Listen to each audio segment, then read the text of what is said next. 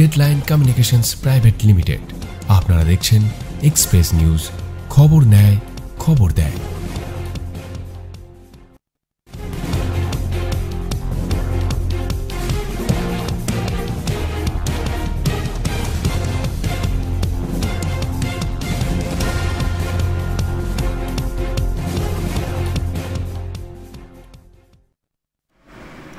নমস্কার, এক্সপ্রেস অনলাইনে আপনাদেরকে স্বাগত জানাচ্ছি। আজ 21শে জুলাই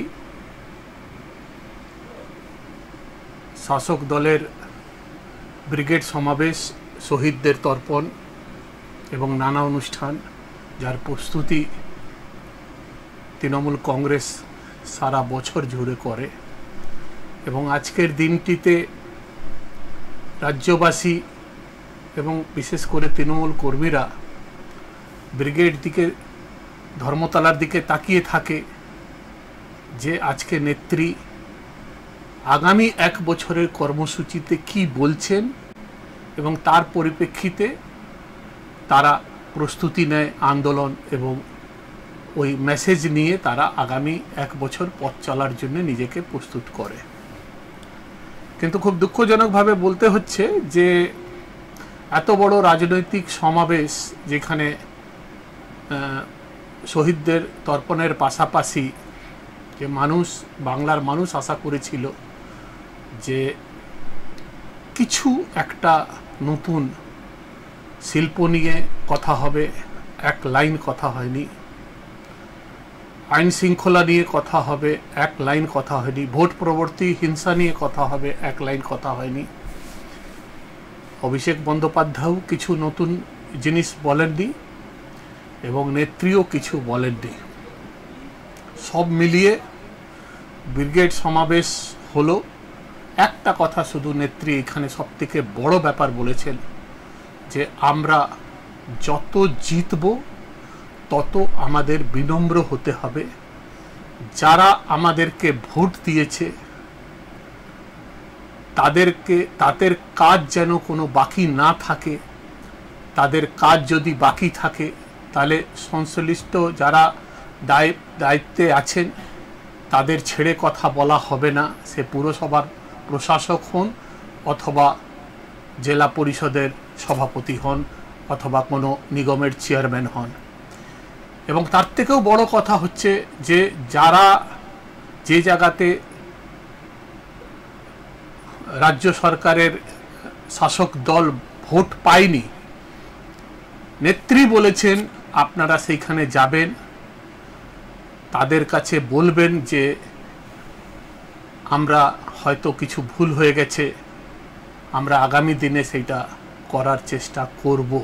যদিও অভিষেক বন্দ্যোপাধ্যায় বলেছেন যে তাদের যারা দায়িত্বে আছেন তারা রেহাই পাবেন না। কিন্তু এই যে যারা ভোট দেননি তাদের কাছে গিয়ে তাদের কথা শোনা, তাদের কাছে গিয়ে তাদের মন বোঝা এবং তাদের কাছে ভুল স্বীকার করার যে বার্তা নেত্রী দিয়েছেন, আমার মনে হয় যে এটা আমাদের ব্যক্তিগত ধারণা যে আজকের অনুষ্ঠানে সেটা হচ্ছে সবথেকে গুরুত্বপূর্ণ দিক। কারণ গত কয়েকদিন ধরে পশ্চিম বাংলা এবং আর কিছুদিন পিছনে গেলে পুরো গোটা রাজ্যে একটা নতুন মানে বিরোধী দল নেতার যে একটা বক্তব্য এসছে তাতে নতুন রাজনৈতিক ঝড় উঠেছে। ওই বক্তব্যের আগে ওই বক্তব্যটা শুনি। আজ আমাদের সঙ্গে এই আলোচনায় আমি বরিষ্ঠ সাংবাদিক তমনাস পণ্ডিতকে পেয়েছি। পণ্ডিতদা, তোমাকে স্বাগত এবং এই ব্যাপারে আমরা দীর্ঘ আলোচনা করব। আগে আমরা একটু ওই বিরোধী দল নেতার বক্তব্যটা শুনি যে সেই বক্তব্য এবং আজকে নেত্রীর বক্তব্যের মধ্যে ফারাকটা কোথায় আছে এবং আমরা আজকে আলোচনার এই বিষয়টা রাখলাম কেন। আমি বলে দিয়েছি যা বলা, লড়াই চলছে, চলবে, সবাই লড়বেন তো, আগের মতো লড়বো তো, একসাথে লড়বো তো, সবাই মিলে লড়বো, আমরা জিতবো, হিন্দু বাঁচাবো, সংবিধান বাঁচাবো।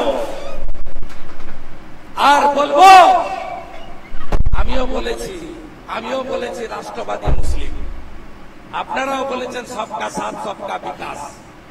আর বলবো না, বলবো जो हमारे साथ हम उनका साथ, जो हमारे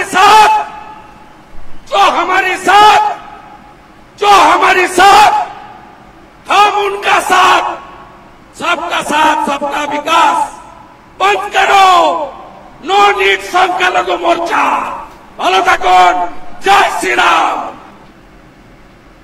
পণ্ডিতদা, এই যে নতুন একটা ট্রেন্ড পশ্চিম বাংলা এবং দেশ জুড়ে, যে আজকে এই যে সংবিধানের শপথ নিয়ে যারা মানে এমপি এমএলএ হচ্ছেন বা যারা সংসদে মন্ত্রী হচ্ছেন, তারা তো শপথ নিচ্ছেন যে আমরা ভারতবর্ষে সংবিধানের প্রতি দায়বদ্ধ, এবং সংবিধানে শপথ বাক্য পাঠ করে তারা কিন্তু সংসদে অথবা বিধানসভায় যাচ্ছেন। আজকে মুখ্যমন্ত্রী যেটা বলেছেন যে সবার কাজ করতে হবে, অথচ বিরোধী দলনেতা কোনো রাখ ঢাক না রেখে পরিষ্কার বলছেন যে আমরা আমাদের আজ পর্যন্ত সবকা সাথ সবকা বিকাশ করছিলাম, এখন যে হামারে সাথ হাম উসকে সাথ। এটাকে টোটালি তুমি কিভাবে ব্যাখ্যা করবে? না, প্রথমটা হচ্ছে যে শুভেন্দু অধিকারী তিনি নিজে যেটা বলছেন যে এতদিন তিনি বলে এসছেন যে সবকা সাথ সবকা বিকাশ, এবং তার দলও সেটাই বলে এসছে। প্রধানমন্ত্রীও তারই স্লোগান ছিল মূলত এটা। কিন্তু পরবর্তী ক্ষেত্রে আমরা দেখলাম যে লোকসভা ভোটে তাদের একটা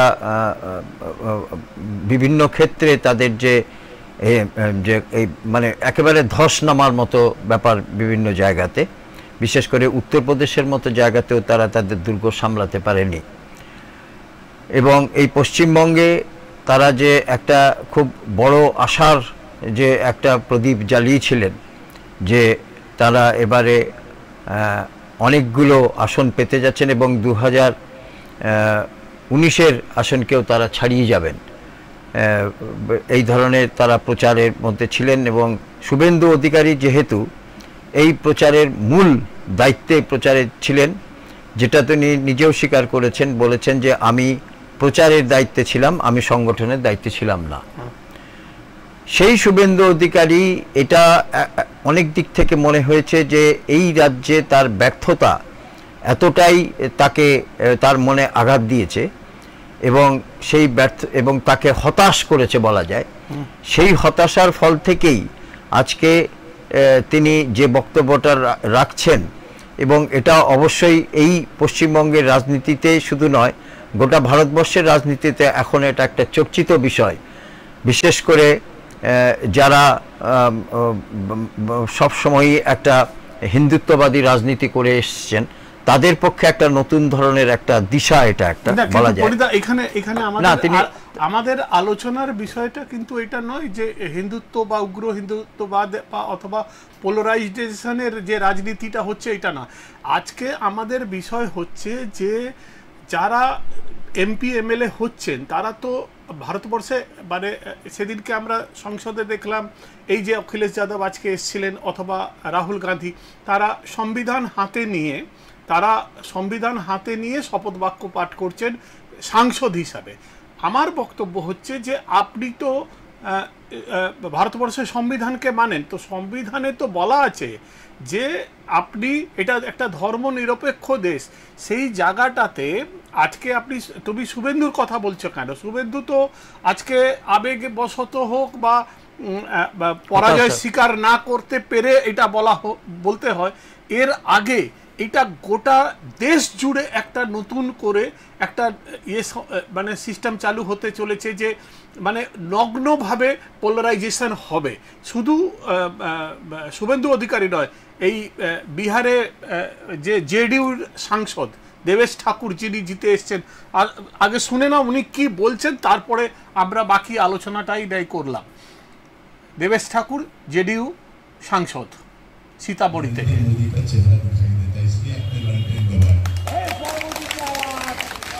तो यही बात है, तो मैं आपके काम करते वक्त आपके चेहरे पे लालटेन और लालू जी का चेहरा क्यों नहीं देखूं?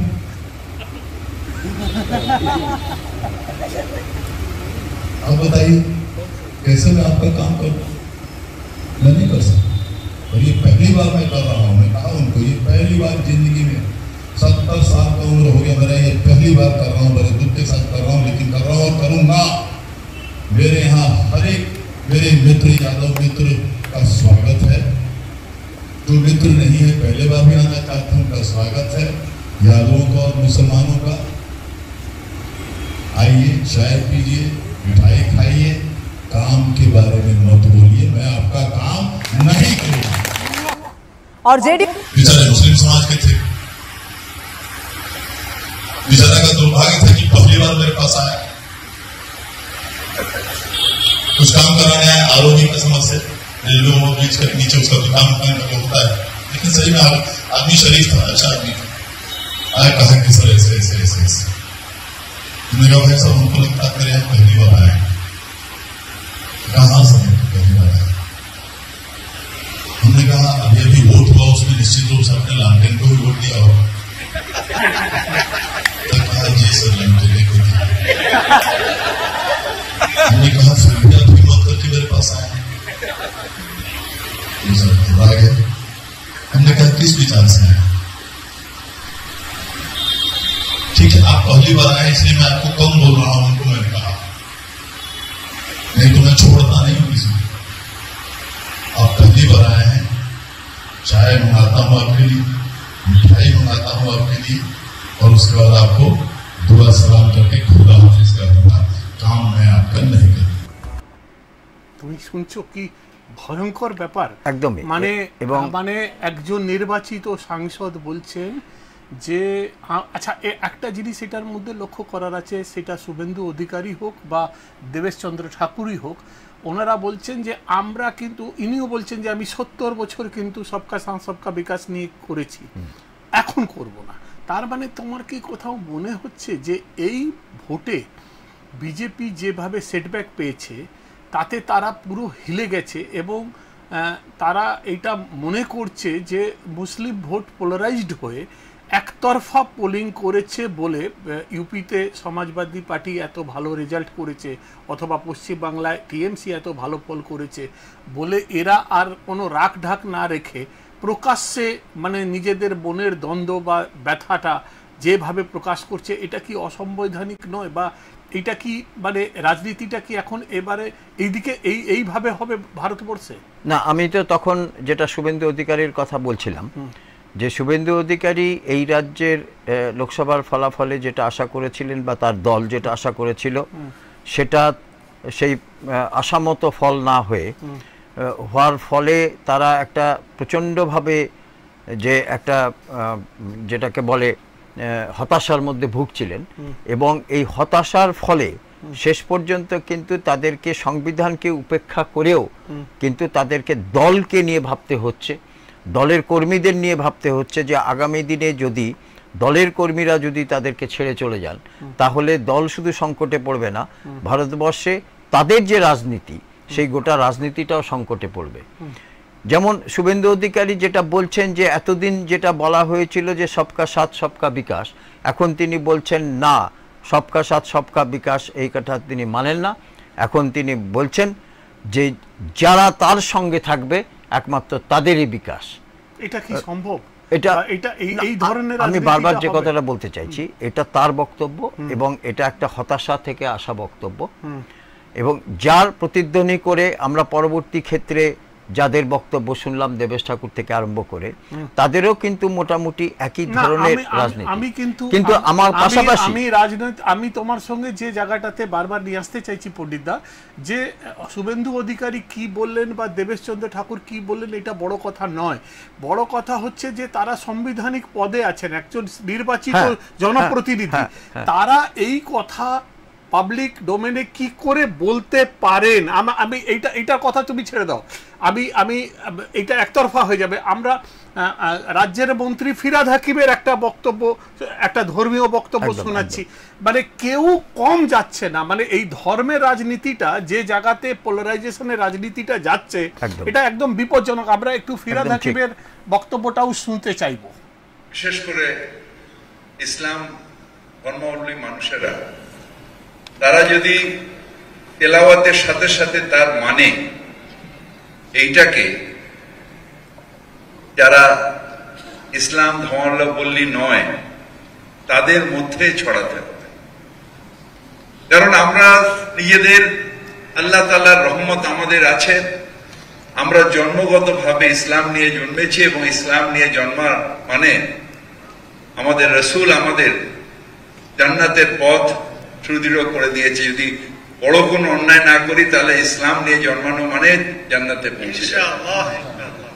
কিন্তু যাদের সেই আল্লাহ সেই রহমত যাদের দেননি, তারা যদি তেলাওয়াত এবং কোরআন শরীফের মানে যদি বুঝতে পারেন এবং একজনকেও যদি আমরা ঈমান দিতে পারি, তাহলে আমরা আমাদের জান্নাতের পথ একেবারে সুদৃঢ় হয়ে যাবে। আমরা নিজেরা মুসলিম ঘরে জন্মেছি, মুসলমান ঘরে বড় হয়েছি, আমাদের নামাজ আদব কায়দা সব আমাদের বেশিরভাগই মানুষের জানা। কিন্তু যারা দুর্ভাগ্য নিয়ে জন্মেছে, যারা ইসলাম নিয়ে জন্মায়নি, তাদেরও দাওয়াতে ইসলাম অর্থাৎ ইসলামের দাওয়াত দিয়ে তাদের মধ্যে নিয়ত নিয়ে ঈমান নিয়ে আসলে এটা আল্লাহ তাআলাকে খুশি করা হবে। আমাদের পণ্ডিতদা, মানে ইনি তো রাজ্যের মন্ত্রী, কলকাতার মেয়র, মানে আমি তুমি আর কি বলবো, যেটা সুমন চট্টোপাধ্যায় নিজের মানে ইউটিউবে বলে দিয়েছেন, তাও আমি কিন্তু কে কি বলছে ওইটার উপরে যাচ্ছি না। একজন সংবিধানের শপথ বাক্য পাঠ করে বলছেন যে যারা মুসলিম ধর্মে জন্ম নেনি তারা আভাগা বা তারা মানে আর উল্টো দিক থেকে উনি মানে কনভার্জনকে প্রোৎসাহিত করছেন। এইটা মানে কি, মানে কাকে তুমি কি বলবে? শুভেন্দু অধিকারীকে কি বলবে আর ফিরহাদ হাকিমকে কি বলবে? কে কম যাচ্ছে কে বেশি যাচ্ছে কিভাবে ব্যাখ্যা করবে? আমি তো বুঝতে পারছি কথাটা কম বেশি নয়। হ্যাঁ, আমি তো কথাটা কিন্তু উপরে মানে দেশের রাজনীতির একদম কথাটা কম বেশি নয়। কথাটা যদি একজনও বলে থাকেন সেটাও অন্যায়। কোন দিক থেকে অন্যায়? সাংবিধানিকভাবে অন্যায়। তিনি কিন্তু এটাকে অন্যায় মনে করছেন না বলেই তিনি কিন্তু আজকে সেটা বলছেন, এবং তার ব্যক্তিগত যে জনপ্রিয়তা তার কাছে তিনি নিজেকে বিক্রি করছেন, অথবা দলকে তিনি একেবারে একটা স্তরে নিয়ে যাওয়ার চেষ্টা করছেন যেখানে ভোটারদের তিনি সব সময় তিনি তাদের সমর্থন পেতে পারেন। ফলে এমন একটা পরিস্থিতি সৃষ্টি হচ্ছে এই দেশে বা এই রাজ্যে, যেখানে যেটা একেবারে সঠিকভাবে তুমি বারবার যেটা বলার চেষ্টা করছো, যে তাহলে সংবিধানের শপথটা নেওয়া হচ্ছে কেন, এবং সংবিধানকে যদি মানাই না হয় তাহলে তাদের বিরুদ্ধে ব্যবস্থা নেওয়ার কি উপায় আছে? ব্যবস্থা আমার তো এইটাই বক্তব্য যে লোকসভার স্পিকার অথবা বিধানসভার স্পিকাররা যে শপথ বাক্য রাজ্যপাল পাঠ করাচ্ছেন, এর পরে এর থেকে আরো বিপজ্জনক অবস্থা কি হচ্ছে যে এরা তো বলছেন এদের সমর্থনে এদের দল এগিয়ে আসছে। যেমন হচ্ছে দেবেশ ঠাকুর যে কথাটা বলেছেন বা শুভেন্দু অধিকারী যেটা বলেছেন, শুভেন্দু অধিকারীর ব্যাখ্যাটা তাদের দলের মধ্যেই অনেকে মানছে না, কিন্তু অনেকে বলছে উনি আবেগ প্রবণিত ভাবে হয়ে বলেছেন।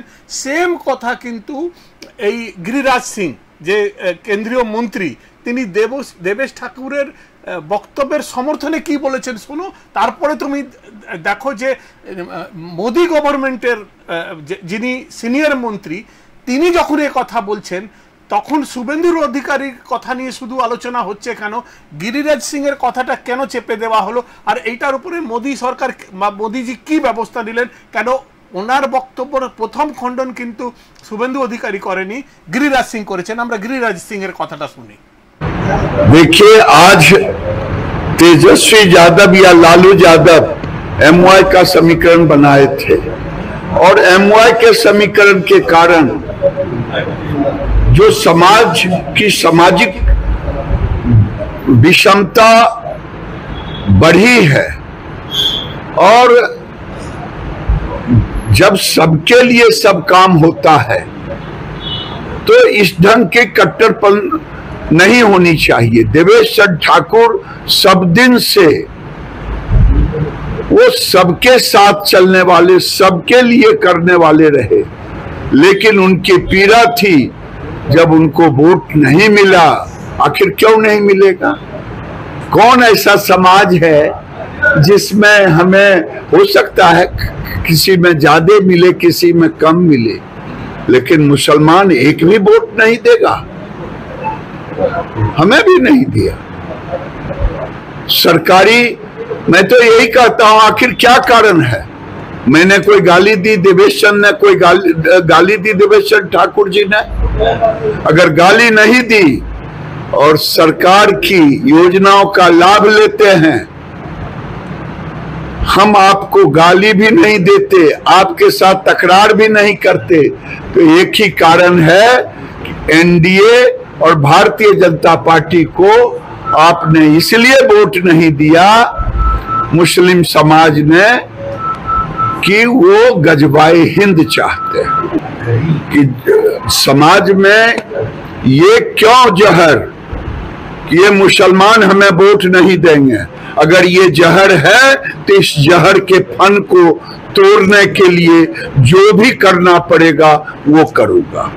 उनकी पीड़ा कह रहा, क्योंकि वो अपने घर में इतने सालों से वो एमएलसी थे, चांद भी था, क्रॉस भी था, ओम भी था, वो सबके लिए करते थे। उनका दिल टूट गया। ये मैं भी देखता हूं कि मुझे भी मुसलमान नहीं वोट देता, तो आखिर क्यों? जब राज्य सरकार, केंद्र सरकार की सारी योजनाएं समाज के हर वर्ग कोई ज्यादा कोई कम वोट देगा, लेकिन अगर मुसलमानों ने ये तय कर लिया कि हम नहीं वोट देंगे, तो ये एक सोची समझी रणनीति है जो सनातन को कमजोर करने का, भारत में गजवाए हिंद लाने का एक प्रयास है। देवेश चंद ठाकुर ने दिल की बात, अपने दिल की भावना को कहा है।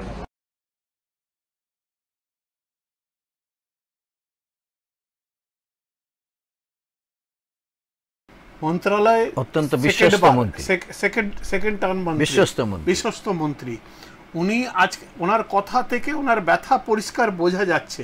কিন্তু আমার আবার সেই প্রশ্ন যে ফিরাদ হাকিম যেটা বলছেন, অথবা বিরোধী দল নেতা বলছেন, অথবা এই যে গিরিরাজ সিং যেটা বলছেন, সেটা কি এনারা বলে পার পেয়ে যাচ্ছেন কি করে? না, পার পাওয়ার কথা যখন আসছে তখন এই প্রসঙ্গে ঠিক লোকসভা ভোটের মুখে মুখে যে বক্তব্য আমরা হুমায়ুন কবিরের মুখে শুনেছি, তৃণমূল নেতা বর্তমানে মুর্শিদাবাদে, তিনি খুব সরাসরি বলেছেন যে একেবারে কোনো ঢাকঢাক গুড়গুড় না করে বলেছেন, সব প্রকাশ্যে বলেছেন যে আমরা তো এখানে 60% মুসলিম আছে এবং যদি আমরা মনে করি এখান থেকে আমরা হিন্দুদেরকে তাড়িয়েও দিতে পারি।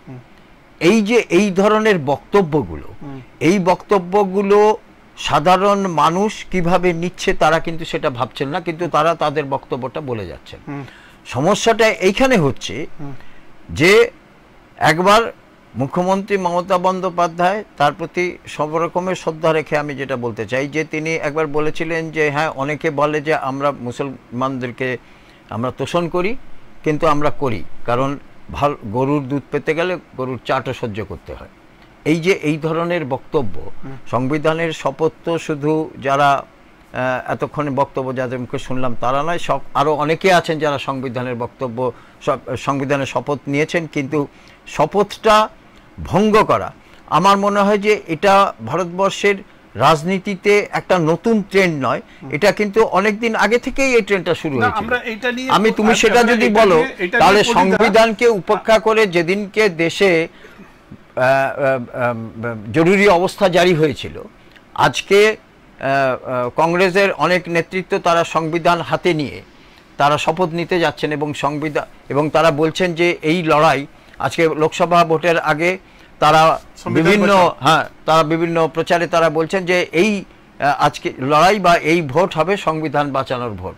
অথচ সংবিধানকে বাঁচানোর জন্য এই দেশে আমার মনে হয় যে রাজনৈতিক নেতৃত্বরা যত না বেশি সচেষ্ট, তার থেকে অনেক বেশি সচেষ্ট তারা নিজস্ব ইমেজ এবং নিজস্ব দলের নেতা কর্মীদেরকে অনেক বেশি তাদেরকে মানে নিজের দলের তাদেরকে উত্তেজিত করে রাখা, তাদেরকে রীতিমতো একটা দলের সঙ্গে যাতে দলকে ছেড়ে না যান সেই জন্য তাদেরকে সবসময় একটা জায়গাতে। আমি পণ্ডিতা এই টপিকটার উপরে আর আসবো, লাস্ট আমাদের কাছে একটা বাইট আছে আমরা শুনে নিই, তারপরে এই যে রাজনীতিটা শুরু হয়েছে মানে যেটা চলছিল আগে রাখ ঢাক রেখে কথা বলছিল, এখন যে প্রকাশ্যে আসছে একদম নেতাকর্মীদের সরাসরি চাঙ্গার। আমার কাছে দুটো বাইট আছে, আমি আজকে সারাদিন বসে এটাই করছিলাম, দুটো বাইট আছে, আমি পিসিআরকে বলবো। একটা হচ্ছে আসাউদ্দিন ওবেসির ছোট ভাই আকবরউদ্দিন ওবেসির একটা ছোট বাইট চালিয়ে দিই, আর রিসেন্ট উত্তরপ্রদেশ গভর্নমেন্ট এইটা একটা মানে ইয়ে জারি করেছে, অধ্যাদেশ জারি করেছে যে যারা কাঁওর যাত্রা বেরোচ্ছে তাদের দোকানে আশেপাশে মানে নির্দিষ্টভাবে তাদের পরিচয়, তাদের শুধু নাম লিখলে হবে না, আধার কার্ডে লাগাতে হবে। এতে অনেক লোক বলছে যে তারা ব্যবসায়ী দিক থেকে ক্ষতিগ্রস্ত। এই দুটো জিনিস শুনে আমরা এটার আলোচনায় আসবো। এখন জাস্ট একটা ভূমিকার জন্য এতক্ষণ আমরা এই কথাগুলো বলছিলাম। আমি পিসিআরকে বলবো যে এই দুটো বাইট একটু ব্যাক টু ব্যাক চালিয়ে দিতে। ऐसे मोडियां बहुत आए बहुत चले गए। आज लोग बोल रहे हैं मोदी गुजरात जीत गया, वजीर आजम बन जाएगा, देखेंगे कैसा बनता है। और लोग मुसलमान को डरा रहे हैं, अरे मोदी है मोदी है, कै का मोदी, किधर का मोदी। आजा बाबा एक मर्तबा हैदराबाद आजा, बता देंगे। हिंदुस्तान हम 25 करोड़ है ना, तुम 100 करोड़ है ना, ठीक है। तुम तो हमारे से इतने ज्यादा है, 15 मिनट के लिए पुलिस को हटा लो, बता लेंगे किसमें हिम्मत है, कौन ताकत है। 15 मिनट हटा लो।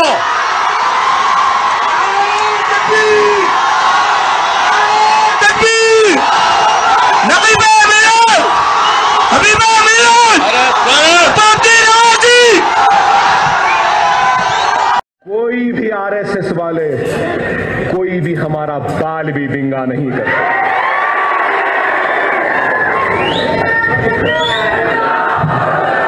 और याद रखो दुनिया उसी को डराती है जो डरता है, दुनिया उसी से डरती है जो डराना जानता है। क्या है अकबरुद्दीन ओवैसी से नफरत क्यों है? क्यों है?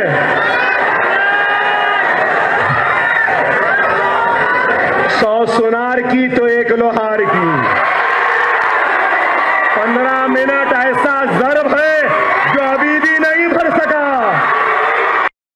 बहुत अच्छी लगी कि सब लोगों का परिचय और चरित्र सामने रहे कि दुकान पे नाम लिखा है तो भोलों के लिए पहचानने में आसानी रहेगी। देखो वो आदेश ठीक है, मैं उसको ठीक मानता हूँ, क्योंकि देखो कोई भी धर्म गंदा नहीं है, हर एक धर्म में सही है, अपनी जगह सही है। सभी शिव भक्तों से मेरा अनुरोध है, विनती है कि अपनी जल को जो है बिल्कुल संभाल कर प्यार से और अच्छे से लेकर आवे, और बीच में किसी से भी कोई दंगा प्रसाद ना करें, और खाने पीने की व्यवस्था पे अपना भी ध्यान। पहले ये चीजें होती थी कि हम कहीं भी भोजन कर लेते थे, भोला बड़ा भोला होता है, सब पे विश्वास करता है।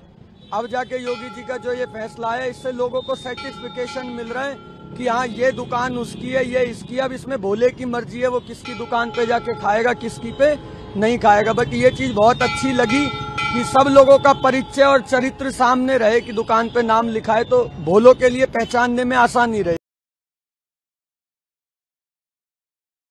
এবার একটু আধ ঘন্টা ধরে তো এটাই করলাম যে কে কি বলছে, মানে হামাম মে সবই নঙ্গে হ্যাঁ, মানে কারুর মানে আমি তো যা দেখছি মানে যেদিকে এটা নিয়ে কেউ কিন্তু সেইভাবে আলোচনা করছে না। ছোট ছোট মানে বড় চ্যানেলগুলোর বা বড় কাগজগুলোতে যেভাবে এটাকে একটা ইস্যু করা উচিত ছিল আমার মনে হয় না যে সেইভাবে হচ্ছে। কারণ হচ্ছে যে এই পর মানে যে জিনিসটা আগে লোকের অভিযোগের সুরে বলতো, রাগ ঢাক করে বলতো, সাংকেতিক ভাষায় বলতো, কোড অফ কন্ডাক্ট মেনে বলতো, সেইগুলো কিন্তু প্রকাশ্যে শাসনের মদতে এরা যাদের বক্তব্য আমরা শোনালাম তারা কেউ কিন্তু কোনো পার্টির পদাধিকারী নন, কোনো সাধারণ নেতা নন, তারা সবাই নির্বাচিত জনপ্রতিনিধি। তারা যে যার জায়গাতে বিধানসভা লোকসভাতে শপথ বাক্য পাঠ করে, সংবিধানের শপথ বাক্য পাঠ করে তারা তাদের কাছে তারা সংবিধানের শপথ নিয়ে মানে সংসদে দাঁড়িয়ে, বিধানসভাতে দাঁড়িয়ে প্রতিশ্রুতি দিয়েছেন যে আমরা সংবিধানে রক্ষা করব। সংবিধানের প্রথম যে শর্ত হচ্ছে ধর্মনিরপেক্ষতা। সেই ধর্মনিরপেক্ষতা এখন যদি শাসক বা শাসন যদি প্রকাশ্যে সেইটাকে নিয়ে আসে, যেমনি ইউপিতে আমরা দেখলাম যে একটা বাধ্য করা হলো যে আপনাকে আপনার আধার কার্ড লাগাতে হবে। এত বছরের দেশ, এত বছর ধরে এই কামড় যাত্রা হচ্ছে, কোনো দিন প্রয়োজন হয়নি, আজকে কেন প্রয়োজন হচ্ছে? তোমার কি মনে হচ্ছে যে বিজেপি হারটাকে এখনো সহ্য করতে পারছে না, অথবা তৃণমূল বা তাদের মতন যারা দলেরা যাদের উপরে মুসলিম তোষণের অভিযোগ আছে তারা অতি উৎসাহী হয়ে গেছেন যে 90% ভোট পেয়ে গেছি, এবার ওটাকে 100% করতে হবে, মানে একটা সম্প্রদায় আমাদের সঙ্গে থাকলেই আমরা ভোট জিতবো, ভোট জেতার জন্য ওরা যা বলবে তাই সহ্য করব, তাদেরকে তোষণ করব। কোন দিকে যাচ্ছে? মানে তুমি অ্যাজ এ সিনিয়র সাংবাদিক, দীর্ঘদিন সাংবাদিকতা আমরাও করছি, কিন্তু এই ধরনের তো কোনোদিন আমরা সেইভাবে মানে আগে আমরা যত বক্তব্যগুলো শুনলাম, যত আমরা দেখাতে পারলাম, আরো অনেক আমরা দেখাতে পারিনি, এবং স্থানীয়ভাবে এবং স্থানীয়ভাবেও বহু নেতা নানা ধরনের বক্তব্য রাখছেন। আমি একটা জিনিস দেখতে পারলাম, বুঝতে পারলাম যে প্রত্যেকটা রাজনৈতিক দল তারা কিন্তু রীতিমতো অস্তিত্বের সংকটে ভুগছে, এবং তাদের হতাশা থেকে যে এই ধরনের বক্তব্য উঠে আসছে তাতে কোনো সন্দেহ নেই। এবং যে কথাটা তুমি বলবার চেষ্টা করছো বারবার আমি দেখছি, যে আজকে সংবিধানকে উপেক্ষা করে তারা এই ধরনের বক্তব্য রাখছে, কারণ তারা হারটাকে তারা সহ্য করতে পারছে না। রাজনীতিতে হার আছে, রাজনীতি মানে কেউ একেবারে আদি অনন্তকাল ধরে একটি দল থাকবে এবং তারাই একমাত্র শাসন করবে, আজ পর্যন্ত ইতিহাসে এই ধরনের কোনো উদাহরণ নেই। এই তোমার বক্তব্যটা যদি আমরা ধরে নিলাম যে দিল্লিতে মোদির গভর্নমেন্ট এবং পশ্চিমবাংলায় শুভেন্দুর হার, আর হারের থেকে যদি এইটা শুভেন্দু অধিকারী বলছে অথবা গিরিরাজ কিশোর বলছে, তাহলে তোমার কথাটা জাস্টিফাইড কোনো রকমভাবে হচ্ছে যে হতাশা থেকে বলছে। তাহলে ফিরাদ হাকিম আর আকবরউদ্দিন ওদেশির যে ভাষা বলছে, সেই ভাষাটা কি মানে কিসের জন্য, কার ক্ষমতায় এই কথাগুলো বলছেন? যে যারা ইসলামে জন্ম নেয়নি তারা আভাগা, বা এটা একদম সঠিক কথা। এটা কি ধরনের না, ফিরাদ হাকিমের বক্তব্যটা সেটা পুরোটা রাজনৈতিক বক্তব্য নয়, সেটা দেখা যাচ্ছে যে একেবারে সরাসরি ধর্মীয় বক্তব্য। আমার তো প্রশ্ন এখানে, এবং সেটা ধর্মের মন্ত্রী, মেয়র, হ্যাঁ, কি করে উনি এই কথাটা বলতে পারেন যে অন্য ধর্মে যারা আছে তারা দুর্ভাগ্যবান বা তারা আভাগা বা তাদের ভাগ্যহীন? তারা না, আমার এই কথাটা বলা উচিত কিনা আমি জানি না, যে ভারতবর্ষের রাজনীতিতে রাজনৈতিক শিক্ষা কজন নেতা কর্মীর আছে বা নেতা মন্ত্রীর আছে, এটা নিয়ে কিন্তু আজকের দিনে একটা প্রশ্ন উঠতেই পারে। রাজনীতি মানে কিন্তু যে শুধুমাত্র সংবিধানে শপথ নেওয়া এবং পার্লামেন্টে অথবা বিধানসভায় চলে যাওয়া এবং 5 বছর কাটিয়ে দেওয়া, এবং কিন্তু আমার মনে হয় যে রাজনৈতিক শিক্ষা মানে আরো অনেক বড় জিনিস, যেটা কিন্তু সাধারণ মানুষকে বাদ দিয়ে তো রাজনীতি নয়। তাহলে সাধারণ মানুষ কি তাদের বক্তব্যকে সমর্থন করছে কি না, আজকে কিন্তু সেই প্রশ্নটাও খুব বড়ভাবে দেখা দিচ্ছে। কারণ হচ্ছে যে আজকে আমরা যেটা শুনলাম যে উত্তরপ্রদেশে যেভাবে তার ঠিকানা বা নাম ঠিকানা তার ঠিকুজি কুষ্টি লাগানোর কথা বলা হয়েছে, এবং সেখানে কিন্তু আমি যেটা দেখেছি, আজকেও আমি দেখছিলাম টিভিতে, যে সেখানে অনেক মুসলিম তারাও কিন্তু বলছেন যে আমাদের সঙ্গে হিন্দুদের অত্যন্ত সৎ ভাব আছে, এবং যখন তারা জিনিসপত্র কেনেন কেউ কখনো জিজ্ঞেস করেননি যে আপনার জাত কি, অথবা হিন্দু যিনি দোকানদার। তুমি দুর্গাপুরে দেখো এই জিনিসটার কত মানে কিভাবে যদি ছড়িয়ে পড়ে। আজকে ধরো দুর্গাপুরের যে মোগলাই দোকানগুলো আছে, হ্যাঁ, সেটা কারা খায় এখানে। এবার যদি এইটা হয় যে কামড় থেকে যদি শুরু হয় যে মানে এটা লেখা থাকবে যে এটা হিন্দুর দোকান না মুসলিমের দোকান, এবং এটা প্রচার করা হবে যে হিন্দুর দোকানে হিন্দুরা খাবে, মুসলিমরা তো আর কামড় নিয়ে যায় না, তাহলে ওই দোকানটা কি করে চলবে?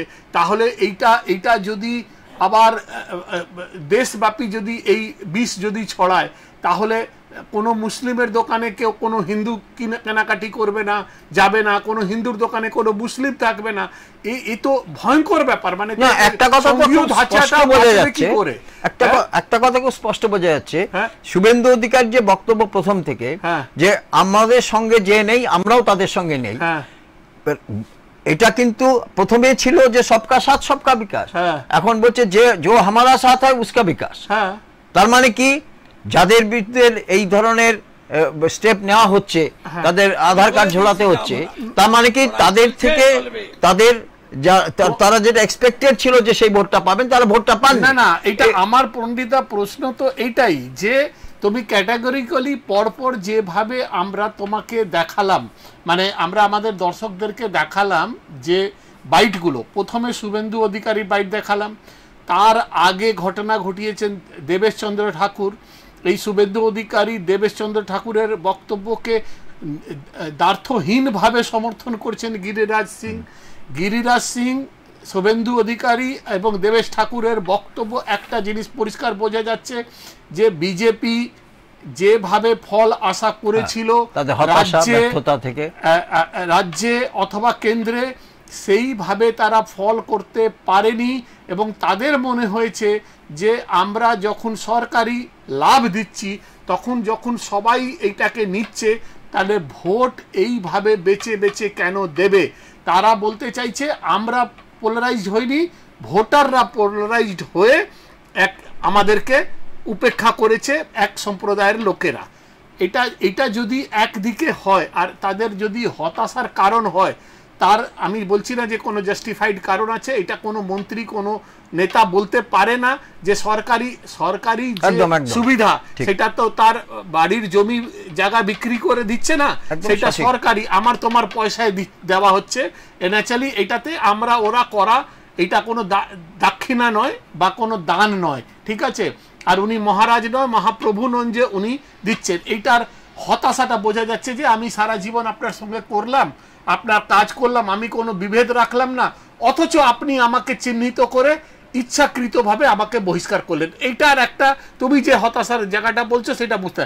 কিন্তু এই ফিরহাদ হাকিম যদি মন্ত্রী হয়ে আসাউদ্দিন ওবেসি যদি এই ভাষা কথা বলেন, যদি তুমি হুমায়ুন কবির এই ভাষায় কথা বলেন, তাহলে এইটার ব্যাখ্যাটাও তো কিছু, এটা তাহলে ধরে নিতে হবে যে তাদের যেখানে ক্ষমতায় আছে তারা তোষণ বা প্রশ্রয় পেয়ে এই কথাগুলো বলছেন, যাতে সামাজিক যে পরিকাঠামো, সামাজিক যে সৌহার্দ্য, সামাজিক যে বন্ধুত্ব, সামাজিক যে মেলবন্ধন, সেইটা বিঘ্নিত ঘটতে পারে। আজকে সেইটা খুব সেন্সিটিভ জায়গাতে আছে, আগামী দিনে এটা ভয়ঙ্কর রূপ নিতে পারে।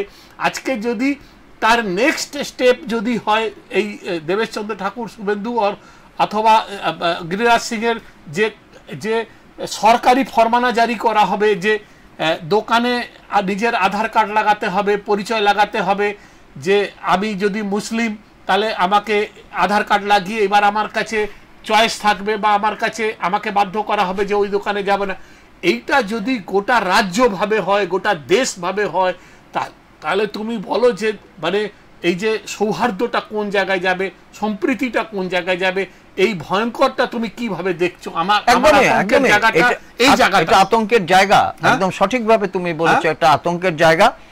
এবং সাধারণ মানুষকে এই পোলারাইজেশনের মধ্যে নিয়ে আসা, না পোলারাইজেশনটা দেখা যাচ্ছে এখন, ওটা অ্যাকশন এক্সিকিউট হচ্ছে। আমি তোমাকে বলতে পারি যে সাধারণ মানুষ, তারা বিশেষ করে এই নেতা কর্মীরা যে ধরনের মানুষের সঙ্গে নিয়ে রাজনীতি করেন, সেই মানুষরা কিন্তু এই ধরনের তাদের বক্তব্য তারা কিন্তু পছন্দ করুক আর না করুক, আজকে কিন্তু ভারতবর্ষের যে এই পোলারাইজেশনের রাজনীতি, এই রাজনীতিটা এত ব্যাপকভাবে ছড়িয়ে পড়েছে যে সাধারণ মানুষ তারা কিন্তু ধীরে ধীরে কিন্তু অনেক কিছু ভাবতে শুরু করেছেন, যেটা এর আগে কিন্তু তারা কখনো ভাবে। হ্যাঁ, আগে জামা মসজিদ থেকে ফতোয়া জারি করা হতো, একে ভোট দাও, লোকে মুসলিমরাই মানতো না। এবং আমি তোমাকে বলছি যে আজকে ভোট হচ্ছে, একদম আজকের ডেটে সাধারণ মানুষের সৌহার্দ্যটা এই পর্যায়ে এখনো পর্যন্ত আছে যে আমরা জানি এই বর্ধমান জেলাতে জামুরিয়া বলে যে জায়গা আছে,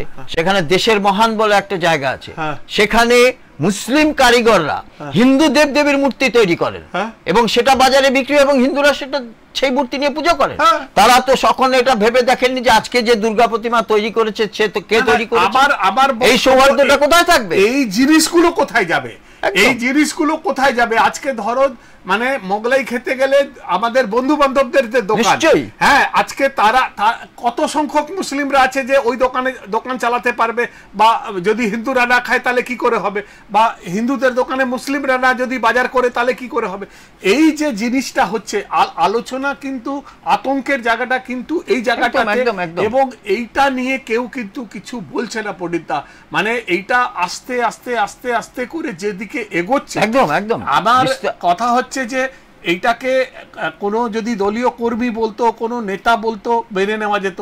নির্বাচিত জনপ্রতিনিধি বলছে, আগে কি হতো, আগে ইমাম সাহেব বলে দিল অথবা কোনো সাধু সন্ত বলে দিল, সেটা যারা তাদের অনুযায়ী, যারা তাদের কথা শোনেন, যারা তাদের বিশ্বাস করেন, তারা এইটা মানতে, সেটা কিছু নির্দিষ্ট লোকের জন্য নির্দিষ্ট। কিন্তু এইটা পরে যারা সংবিধানে শপথ নিচ্ছে, নির্বাচিত জনপ্রতিনিধি, তারা লোকসভায় বিধানসভায় শপথ নেবার পরে প্রকাশ্যে যখন একজন বলছে আর একজন সমর্থন করছে, তার বিরুদ্ধে প্রধানমন্ত্রী কোনো মুখ খুলছেন না।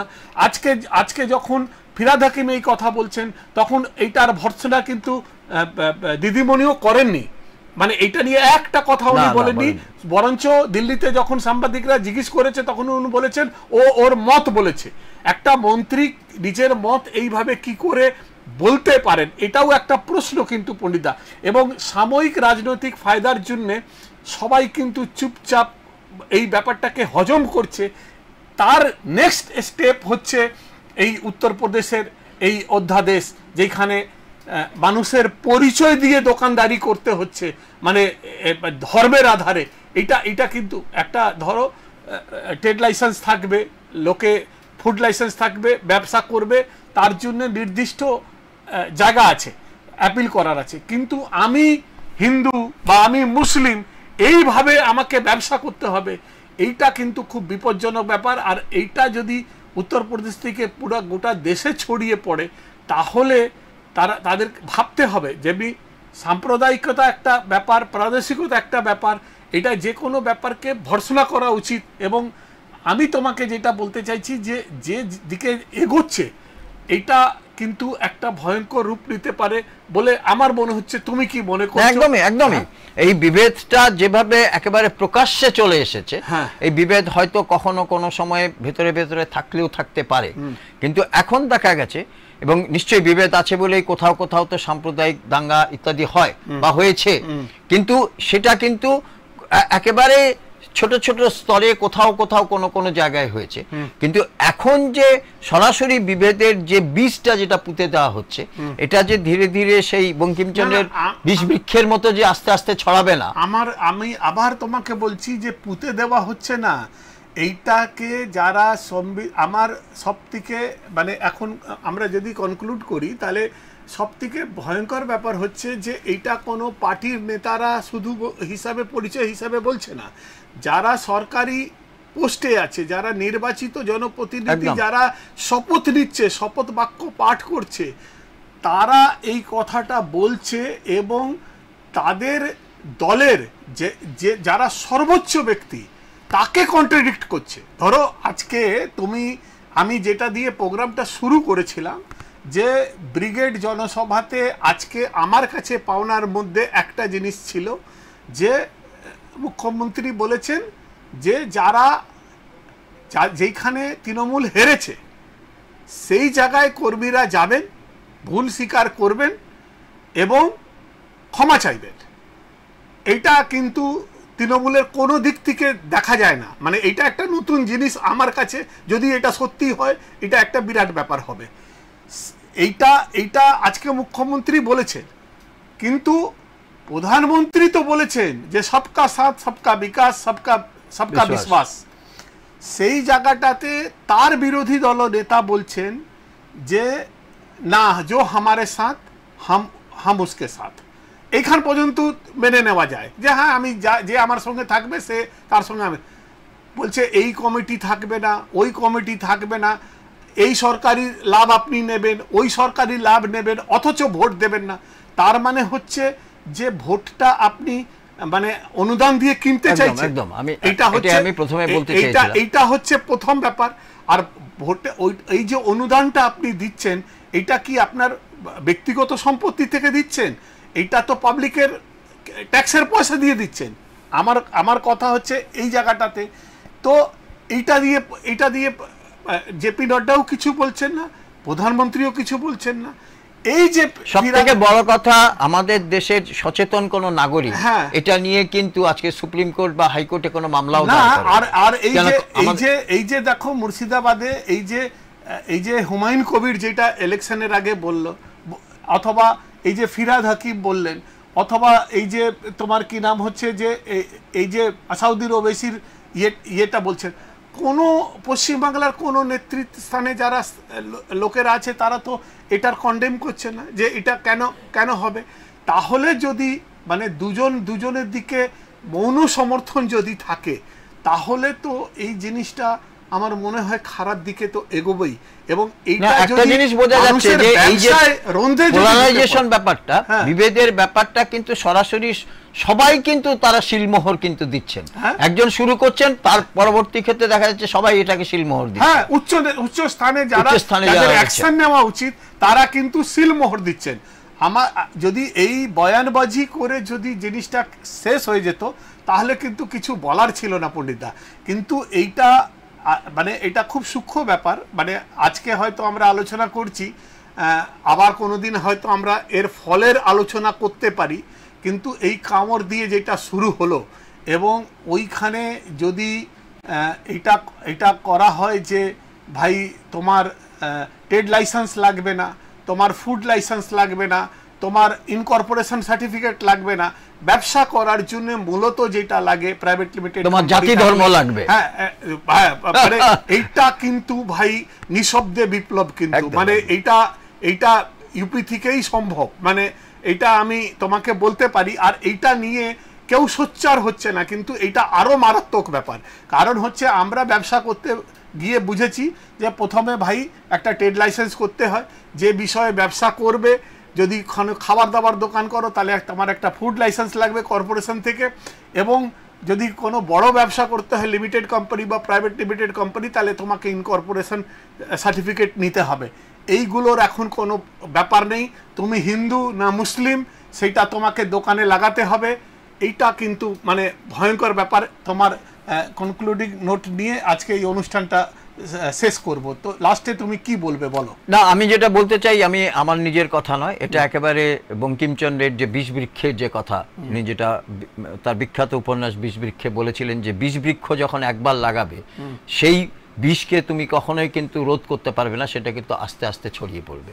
এবং যে কথাটা তুমি বললে শেষে, যে এই ধরনের রাজনীতি যদি শুরু হয় বা এই ধরনের, এটা অবশ্যই রাজনীতি একটা পার্ট তো নিশ্চয়ই, যে আজকে যেটা শুরু হলো উত্তরপ্রদেশে, এই বিষ বৃক্ষটা সরাসরি যদি দেশের বিভিন্ন জায়গাতে ছড়িয়ে যায়, তাহলে আগামী দিনে সংবিধানকে আমরা কিভাবে রক্ষা করব সেটা কিন্তু আমাদের কাছে লক্ষ টাকার প্রশ্ন হয়ে দাঁড়াবে। আমার এটা মনে হয়েছে। পণ্ডিতদা, আমি এই আলোচনা এখানেই শেষ করব। তবে একটা জিনিস বলতে চাই যে মানে যারা মানে চুপ থাকে সময় তাদেরও ইতিহাস কিন্তু লেখে। আজকে যে দিকে এগোচ্ছে, এবং আমার আতঙ্কের জায়গা হচ্ছে যে আজ পর্যন্ত এগুলো নিয়ে রাজনীতি হতো, এখন সেইগুলো সরকাররা এক্সিকিউট করতে শুরু করেছে, এবং এক্সিকিউট করার পরে সেটা তার ফল কুফল প্রকাশ্যে আসতে শুরু করেছে, অথচ এইটা নিয়ে কেউ কিন্তু বলছে না। মানে যেই রকম মব লঞ্চিং শুরু হয়েছিল, আজকে তার সাজা মৃত্যুদণ্ড হয়েছে। আমার মনে হয় এই যে সংবিধান সংশোধন করে যে জিনিসটা করা হয়েছে, এটাকে যেরকম সমর্থন করা যায়, কিন্তু এইটাকে কিছুতেই সমর্থন করা যায় না যে আধার কার্ড দেখে লোকে ব্যবসা করবে, ট্রেড লাইসেন্স নিয়ে ব্যবসা করবে না। এটা তো সংবিধানগত নয়। এবং এর ফল যদি মানুষ যদি এর পরে মানে এর দোকান ওর দোকান থেকে জাত ধর্ম দেখে যদি মানে ব্যবসা করতে শুরু করে, তাহলে এই পরিকাঠামো কিভাবে থাকবে? আমার মনে হয় সব বুদ্ধি সম্পন্ন মানুষের এগিয়ে আসা উচিত এবং এইটার বিরুদ্ধে প্রতিবাদ করা উচিত বলে আমি ব্যক্তিগতভাবে মনে করি।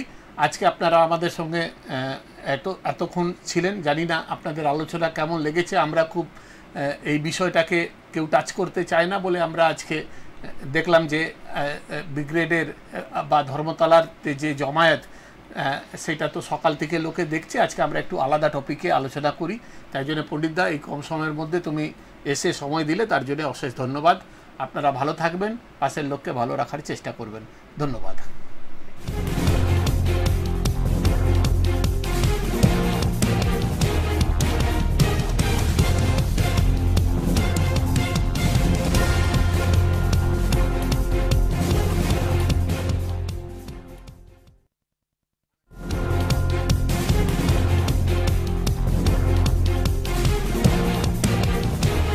এই হলো ডেডলাইন কমিউনিকেশনস প্রাইভেট লিমিটেড। আপনারা দেখছেন এক্সপ্রেস নিউজ, খবর নেয়, খবর দেয়।